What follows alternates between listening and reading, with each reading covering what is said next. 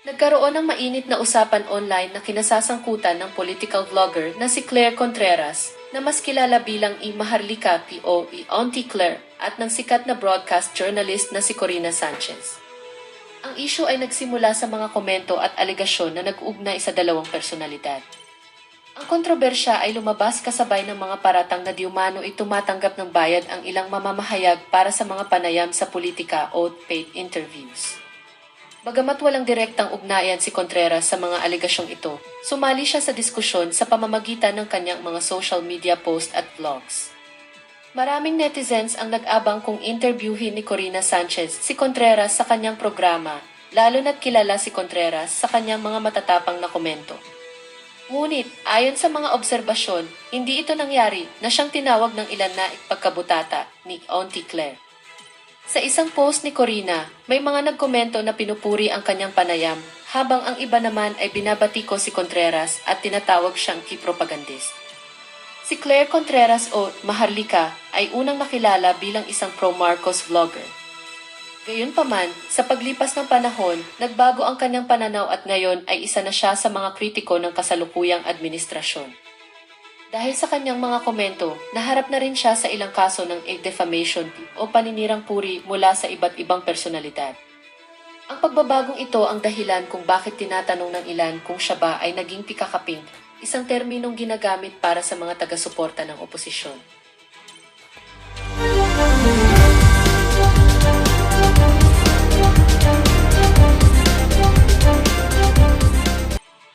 Two years and 2 months pa talaga yun. 2 years, 2 months. Naku, nagkamali ako doon. 2 years and 3 months. maaga. 2 months. Yeah, that's big time na. I don't recall anyone who declared this early. O ito, meron akong theory. Dahil lang sa Marites ito, Yan, na Marites. mayroon daw mga ilang congressman na nahihikayat ng wag bumoto para sa impeachment. Oo.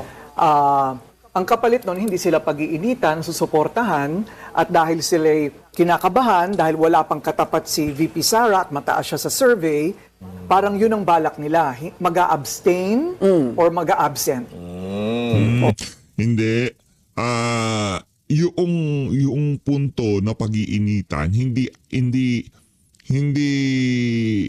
mapag-uusapan yon kung siguradong mai-impeach siya sa Senado. Sa House of Representatives, no question asking ka nga. Sigurado na yan. Tapos na siya dyan sa House of Representatives. Kung magkataon man. Di ba? Kung siguradong mayroong boto na mai-impeach siya dyan sa Senado. Kaso alam din nila, nagbilangan siguro sila ng ulo. Ilan ba atin yun sigurado? Si Tuta, si Ping Lacson Boytago, si Risa Hontivero, si Kiko Pangilinan, si Bam Aquino, sino pa? 2 tulpo, 7, wala na. 16 ang kailangan na boto sa Senado para ma-impeach si VP Sara. Yung nabanggit ho natin na sigurado na yun, 7 pa lang. At yung natitira, hindi na ho kontrolado ng Senado yun. Isang tawag lang ni Papang, baka biglang bumaligtad ang barko, ika nga, di ba? Magkapatid na bilyar, magkapatid na Estrada. Yan ho ika nga kung ano ang maging kumpas ng kanilang mga boss o mga tatay, nanay. Yun ho masusunod dyan, ika nga, di ba? Kaya ramdam din ng mga taga-House of Representatives, okay, mabibigyan natin ng mai-impeach natin sa House of Representatives itong si VP. Pero pagdating sa Senado, naku, doon tayo magkakahindot-hindot. Kasi pagka hindi na-impeach si VP Sara sa 2026, 2028, siguradong presidente na ho siya. Wala na ho, formality. Ngayon pa nga lang diba? Presidente na ho si VP Sara, yung magiging election sa 2028. Formality na lang ho yan. Sigurado na. Ika nga magpapagod lang tayo sa 2028 pero siya na ang presidente. Interesting. Pwede. Pwedeng ganun din. Kaya, kailangan niyang yun, panindigan. Walang ambagan dyan, ma'am, ha? Walang ambagan, oo. Yung kayo biro lang kita, grabe, 2 mag-abstain. million lang, di naman kailangan 20. Abstain? Either yes or Saka walang perang pang-ambag itong si VP Sara, sir. Walang perang pag-ambag yan. Wala ho siyang unprogram appropriation. Okay? Wala siyang insertion. Okay? Hindi siyang may awak ng National Expenditure Program. Okay? Hindi siya ang nagre-release at pumipirma sa budget. Okay, walang ganun si VP Sara. Ang Senado ang meron ganun. At yun ang ginamit nila para hikayatin ang mga congressman na pumirma nung unang impeachment ni VP Sara na binasura lang ng Korte Suprema. Palakpakan. Or no? Oh, either you are for the impeachment or you're not. Either the charges are valid for you or it's not. Huwag yung abstain kasi either you believe it or you don't. Either you're for it or you're against Correct. it. Paano iba sila mag-isip? Either I make it or I don't. Eh yun na nga. Yun talaga yung tinatawag na political survival. Yes. Eh di bantayan natin yung mga mag-abstain. Kaya natin kung sino yung mga mag-abstain bigla. Saka yung mga Andito poporma. We're watching you. Saka yung mga poporma para maging Ikimista running mate natin. ni VP Sara. Sigurado. Oo. Yan ang Eh, exciting. Nung 2022 lang, ilan ang pumunta sa kanya, di ba? Kasi kala nila, Ikaw naman, fake news naman tong si Ma'am Pinky. Ang sabi nitong si Auntie Claire, si VP Sara ang nang hikayat kay Marcos Jr. na maging katandem siya. Ayun naman. Hindi, si VP ang pinagsiksika niya sarili niya doon sa bangag, di ba? Yun ang sinasabi ni Auntie Claire na ka-fake newsan. tatakbo si VP Sara as president. Daming pumunta sa kanya, bumisita. At saka third force. Sino kaya ang uusbong na third force? Meron Wala kaya. ng third force. May the force be with you. Alright, yan po ang ating agenda ngayong gabi. Ayun na nga ho mga kababayan dito sa bahagi ng video natin na to. Siyempre, balagbag na naman. Balagbag na naman ho ito. Anti-Claire tayo, no? Pagka, minsan, merong oras na pagka nakikita ko tong si Anti-Claire, di niya pa binubuka bibig niya. Napapagod na. Dito, nung mga naunang nung mga naunang panahon. Pero ngayon mga panahon na to, yung tipong naging immune na ako sa mga sa kawalangyaan ng bunga. Kumbaga tanggap ko na balahura talaga bibig niya di ba? Tanggap ko na puro kabalbal na lalabas diyan. Kumbaga wala nang dating sa akin. Kumbaga na lang. Natatawa na lang ho tayo na sa pag-aakala ng kanyang ginagawa na yan, mayroon pang naniniwala sa kanya. Wala na, di ba? Yung tipong, pag nagsalita siya, pagka meron siyang visual aid, meron siyang mga bond paper na ipinapakita, yung tipong random niya sa puso niya na meron pang naniniwala. Hindi niya alam yung mga kinakausap niya dyan. Ang definition ng successful na trabaho dito kay Auntie Claire. Basta masagot lang niya yung tanong sa kanya ng mainstream media, mga Malacanang prostitute dyan sa Malacanang, di ba? Pagka nasagot niya ng maayos, yun na. Pagka nakasagot siya, kahit tama, mali, wala siyang pakialam. Basta nasagot niya yung tanong sa kanya, mission accomplished na siya. Walang kakagatin ba yan ng sambahin ng Pilipino? Papaniwalaan ba ako? Meron bang magiging bigat ang sasabihin ko? Wala ko siyang pakialam doon. At sa tingin natin mga kababayan, feeling ko lang, tinangka ng palitan niya si Auntie Claire. Bakit? Kasi doon sa approval at trust rating ni Marcos Jr. talaga sumadsad yan di ba? Ang nangyari ho siguro dito, wala na silang makita na kayang sikmurahin ng ginagawa. Ang bira. Dito na. Auntie Claire ho tayo, game. Unang tanong mula kay Mads Moratillo, Net 25. Ay, ano to? Net 25. Hi, ma'am. Reaction lang Wala. po, ma'am, ng Palace Wala na si Ma'am Eden Santos. Si Ma'am Eden talagang inaano ko dyan, yung pinapanabikan ko si Ma'am doon Eden. sa sinusulong ni Senator Robin Padilla na Sara and Amy tandem for 2028, given na Senator Amy is a sister po ni President. Thank you. Sila din po ang dating tinawag na Team Itim. So ngayon po, wala pong maaaring tugon at hindi pa po tumutugon o nagre-react ang Pangulo patungkol po dyan. Sunod na tanong mula kay Itim daw ho sila noon. Pambihira. Ibig sabihin, team itim si Marcos Jr. sa bagay. Talagang team itim si Marcos Jr. Tingnan nyo naman ho nangyari sa bansa natin. Kadiliban, di ba? Ang sumalansan, ang lumakad dyan sa Uniteam, si Amy Marcos. Di ba? Amy Marcos. Tapos, tinawag na Team Itim, naging katandem ni VP Sara, si Marcos Jr. Ang tinawag na Team Itim, si Marcos Jr. at itong si VP Sara. Anyway, kung ano man ang gusto mong itawag sa magiging tambalan ni VP Sara at nitong ni Vice President Sara Duterte. Pero ako, personally, hindi ako pabor dyan. Marami tayong alternative na walang hindi iiyak pagka pinakulong na ni VP Sara si Marcos Jr. Di ba? Di ba? Nakuha niyo ho ba yung mga kababayan? Pero at least dito, kasi magkaiba yung sitwasyon kay VP Sara nung nakipagtandem siya sa siraulong presidente na to. Ang pinag-usapan hindi papapasukin ng ICC at doon sa unang taon ng administrasyon wala talagang pinapasok na ICC. Tama. Kaso dito, pag nakipagtandem si Amy Marcos dito kay VP Sara, alam na niya na pagka naging presidente si VP Sara, makakahon ang kanyang kapatid na bangag. Kaya doon pa lang siya agreement. Sang-ayon ka ha? Pag naging katandem mo ko, naging presidente ako, huwag kang iiyak pagka pinakahon ko ang kapatid mo. Pinakahon, pinakulong. Makukulong talaga kapatid mo, alam mo yan. Ngayon, kung vice president ka, pagka kinontra mo ko, di ba, bakit pa natin gusto ng ganong klaseng sitwasyon kung sakaling maging presidente itong si BP at makakarga niya itong manggagamit na to na maging vice president siya. Hindi ko kami pare-parehas ng ika nga, mga DDS iba-iba yan. May kanya-kanya kaming pag-iisip. Yung iba gusto siguro nila si Amy. Pero ako talaga, gaya na sinabi ko sa inyo mga kababayan, huling Marcos na yung si Bangag. Wala na, tapos na. Wala na. Final na yun. Kargado yung mama na yan. Kargado yung mga Marcos na may bagahe lahat yung mga yan. Wala kayo pwedeng pagkatiwalaan dyan. Mula sa anak, ate, kapatid, pati nanay, di ba? Kargado lahat yan. Bagahe ang meron sila. Kaya hindi ko tayo nagtitiwala sa mga yan. Ngayon kung kayo gusto nyo maging vice president si Amy Marcos, kayo yung bahala dyan. Christian Bascones, PRTV. Team.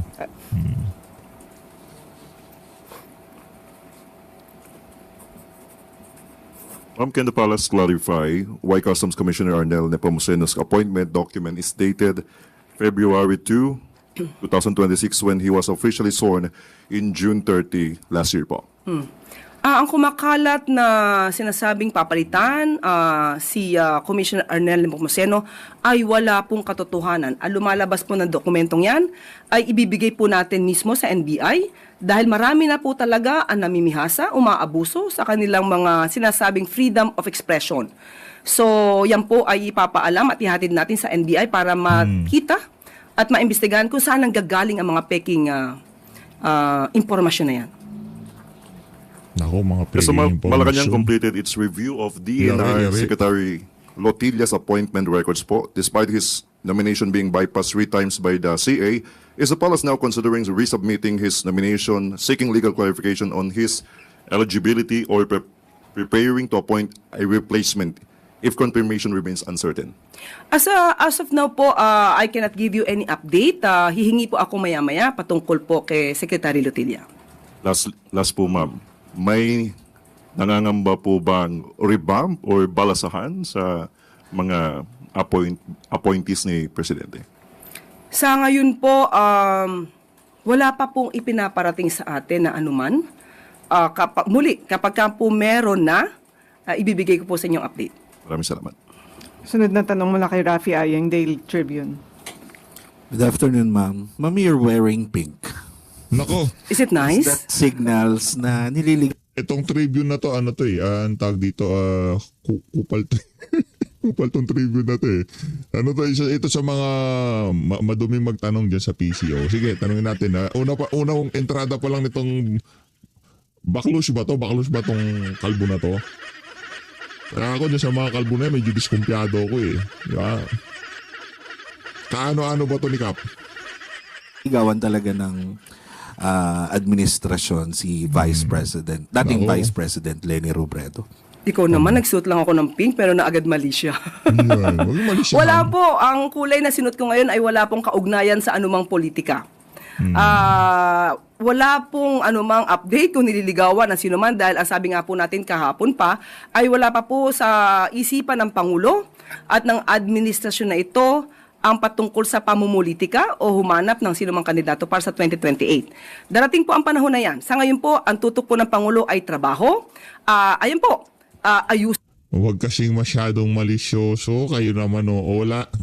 Huwag niyo masyadong, nai-stress tuloy itong si Auntie Claire, di ba? Huwag masyadong pambihira kayo. Nag-shoot lang ng pink, kagad. Pink lawan na kagad. Importante dito, magkikita si Marcos Jr. at itong si Amy Marcos. Di ba? Literal na kain suka. Pambihira. Usin ang mga issue patungkol sa baha at ang pag-angat po ng ekonomiya ng bansa. And follow up lang po, lumulutang yung Lenny Riza, pambangga dun sa Sara Aimee. Ano pang Ay, reaksyon teka. ng palasyo? Wala pa. Grabe naman, wala pang Sara Aimee. Kayo talaga, wala pa Sara Aimee. Pambira, ito may pakrus-krus ka pa sa gilid ng tenga mo, lang yakakalbo ka. Wala pa Sara Aimee. Fake news na naman yan, taga-tribune ka pa naman. Isa ka sa mga binabasa kong pahayagan, lang yaka. Huwag na kayo magbabasa ng Tribune. Dahil dyan sa kalbo na yan, pambihirang kalbo yan, oo. Ganda-ganda pa naman ang mga pinopost nyo pa minsan-minsan. Tapos ang magtatanong dyan sa dyan sa House of Representatives, ay dyan sa Malacanang, ang ulo, hugis rolon. Walang yan. Yan ang kachokarat ni Auntie Claire yan sa kabalbalan dyan sa Malacanang. Pa rin po, hindi pa rin po ito na pag-uusapan. Sabi nga po natin, trabaho, Yan, hindi trabaho. bakasyon. Ay, kala ko mali. Nakaw. Insertion. Ang program appropriation ng program. Kala ko yun. Anong trabaho. Kala ko nakaw. Kasi walang ginawa amo mo kundi magnakaw.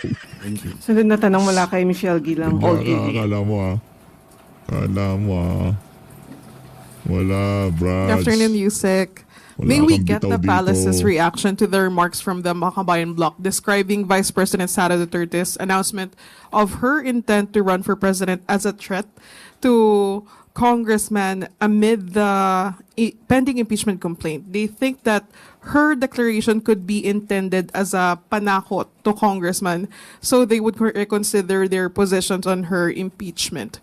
How does the palace view these statements? Opinion po yan ng Makabayan Bloc. Siguro kung yan po yung nararamdaman nila, maaaring may katotohanan. Pero sa mga nahalal po sa House of Representatives, ganyan po ba ang gusto nilang makita ng taong bayan na sila ay natatakot dahil lang sa pagdedeklara na tatakbo ang isang vice-presidente sa pagkapangulo sa 2028? Hindi naman po siguro sila ganon kaduwag para lang matakot dahil nagdeklara lang ang isang tao na siya tatakbo sa pagka-presidente. Sunod na tanong mula kay Jean Mangalus, Philippines.com. Good afternoon. So, Mary Jane Veloso's family and migrant advocates have repeated their call for clemency for her. The family said that they've been directly communicating with the palace over this request. So, the group even challenged President Marcos to visit Ms. Veloso. So, Wala. Anak ng toko, nagpapadala nga ng dating presidente si Saday. Ganun pakialam niya dyan kay Mary Jane Veloso. Nagkaroon lang ng development dyan sa kaso ni Mary Jane Veloso nung panahon ni dating Pangulong Rodrigo Duterte. After nun, hindi na nasundan yan. Ang bihira. so how does the palace respond to this? Ang huli ko pong tugon, at yun po ang pinakahuling ibinigay sa aking impormasyon, inaaral po yung pinaka-minutes of the meeting para kung magkaroon man po ng pagdidesisyon ng Pangulo, wala po siya malalabag na anumang protocol or anumang nababanggit sa minutes of the meeting. Meeting po with who? Minutes of the meeting, nung ito ibinigay, nung isinorender sa atin, nagkaroon ng repatriation, negotiations for repatriation ni Ms. Mary Jane Veloso, titignan lamang po nila kung ano yung naging usap. Pero is the palace inclined to grant her clemency? Sa ngayon na hindi pa po natin masasabi dahil inaaral pa po. May timeline po ba? May timeline? Wala pong naibigay sa atin. Sunod na tanong mula kay Ann Soberano, Bombo Radio.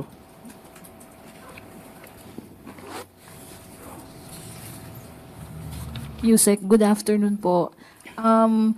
Isinusulong po ni Majority Leader Sandro Marcos ang panukalang libreng kuryente para sa mga pamilyang mababa ang konsumo.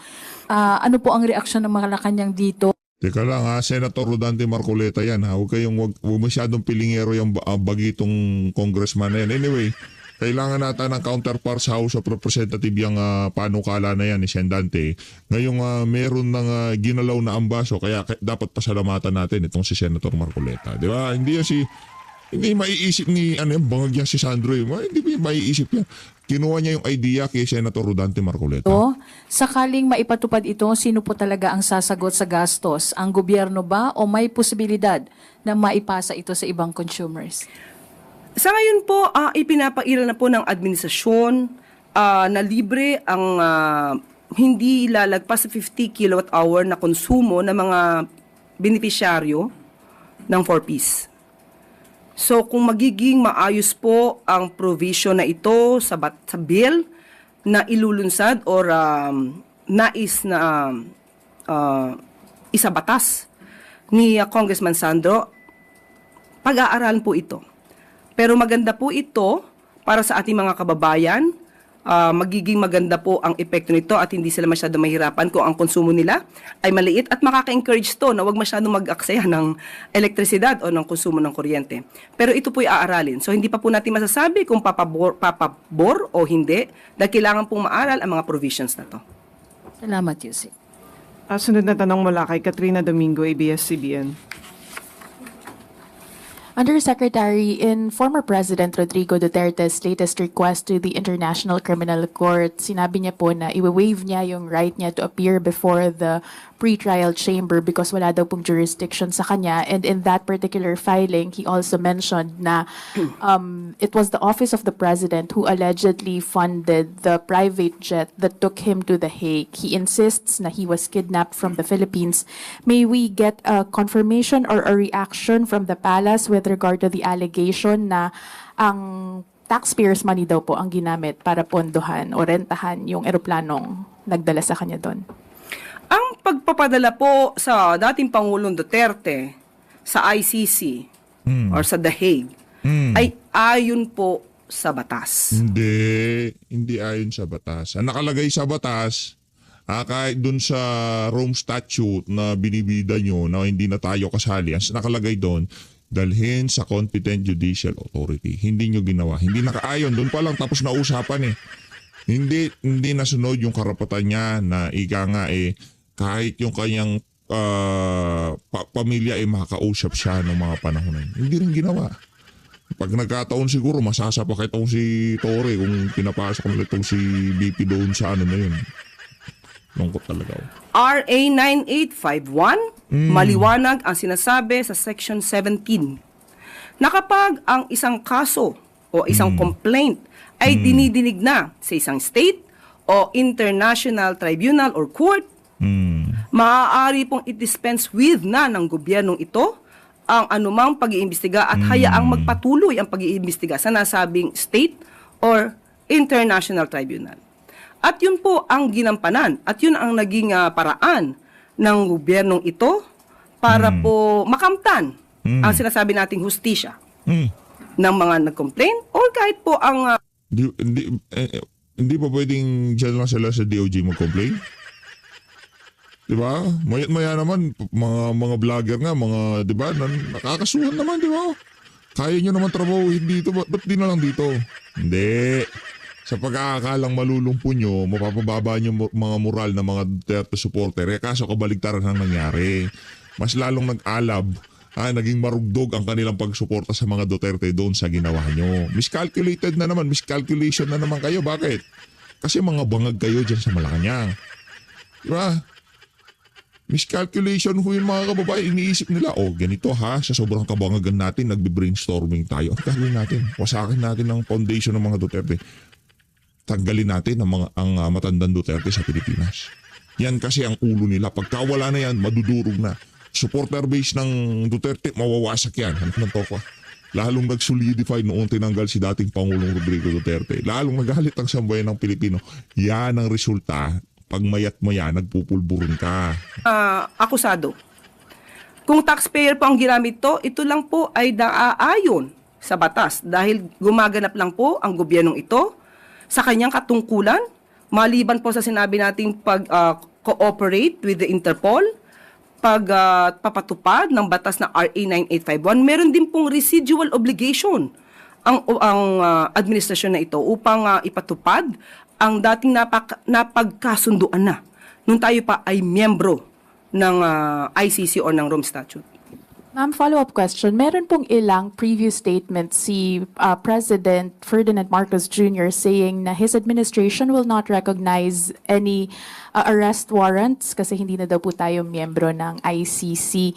How do you reconcile that statement from the succeeding actions of the administration, and maybe also get a categorical answer if it was the OP who funded the plane to The Hague? Pakibigyan niyo po sa akin yung konteksto na sinabi ng Pangulo na hindi niya i-recognize ang warrant of arrest na i-issue. Yes, ma'am. I will give you the link of the video later. I think he was asked during a media press briefing several years ago, even before this erupted, when the unit team was still together. He made that statement. Sa aking pagkakaalam at aking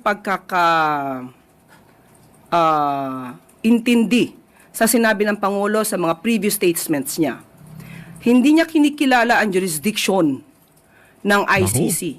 Naku. Maliban lang kung mayroong ibang legal options or rather legal study on this. Naku. Yun ang aking huli. Yari tayo dyan. Sigurado ka ha, Auntie Claire ha, magkakahindot-hindot na naman yan yung statement nyo ni Marcos Jr. Ang dating parang naging presidente ka eh. Sa bagay, sa kabanggagan nga naman ng presidente natin, kahit sino presidente ngayong mga panahon na to, sa tingin natin wala talaga siyang pakialam. Natandaan. So ngayon, kung meron ngang batas, sinabi natin pinapairal na RA 9851, at yung ating obligasyon sa Interpol, hindi man natin kinikilala na may jurisdiction ay ICC ngayon. Sa ngayon.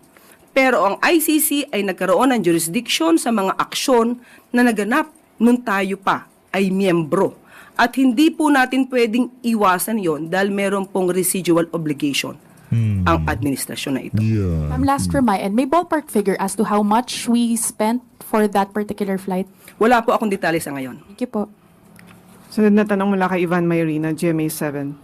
Yusek, sinasabi po ng Pangulo, of course, that he doesn't want to talk about the elections as of yet at gusto niya magtrabaho. Pero gustuhin man po niya at hindi.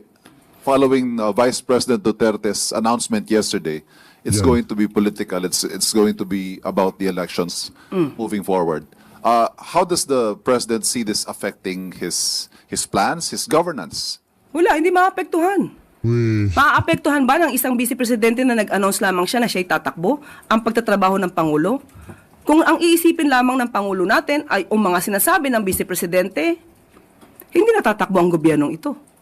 So hindi po maapektuhan. Iba kasi si Sara, hindi naman siya ordinaryong kandidato. Pagka nag-anunsyo si Tulfo, si Risa, siguro walang karga sa administrasyon.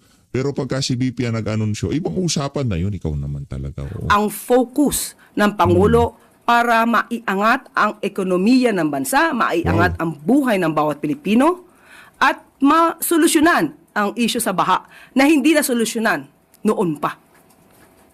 And given that, makakaasa din po kaya tayo na the President will make statements concerning the Vice President's tirades against him. Dahil, yun nga po, it's election season. Nung pa natin sinasabi, lahat ng sinasabi ng Vice Presidente, halos doon. Fake news. Ano pa ba?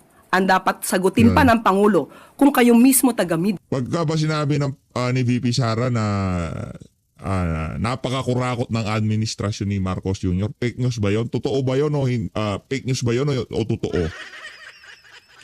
Totoo. Bakit? Anak ng tokwa, binulsa nila yung mga unprogrammed appropriation. Ang tinuturo nitong si Appropriation Chairperson Saldico, presidente ang mastermind. Hindi yung kung sino-sinong nagbabakal bote sa gilid ang nagsabi nun. Dating Appropriation Chairperson at hindi siya napalitan, hindi siya nagalaw sa buong 19th Congress. Sino naglagay kay Saldico? Marcos Jr. tinanong siguro nitong si Marcos Jr. o sino ba yung pwede nating bata-batain dyan sa House of Representatives, patrabaho dyan sa appropriation. Etong si Marcos, si Romualdez, eto bata ko to, si Saldi ko pwede to. Kaya niyang trabahuin to. Oh, nagpabola tong si Saldi ko ngayon, nagtatago siya. Ang dami niya nabulsa, di ba? Oh, ano mo yan, ikangayaan ang kabayaran sa lahat ng ginawa mong pagnanakaw sa bayan, di ba? Kaya pagka sinabi ni Auntie Claire na kasinungalingan, fake news sa sinasabi ni BP, diyan sa mga ginawa nitong si Marcos Jr. na mga pagnanakaw, mga aligasyon niya, kanino ho kayo naniniwala? Doon sa VP lahat ng sinasabi niya ay nagmamaterialize? O dito sa pag-aakusahan nitong lukarit na to? Yan na naman, nagiging lukarit ka na naman, Ante. Yeah, alam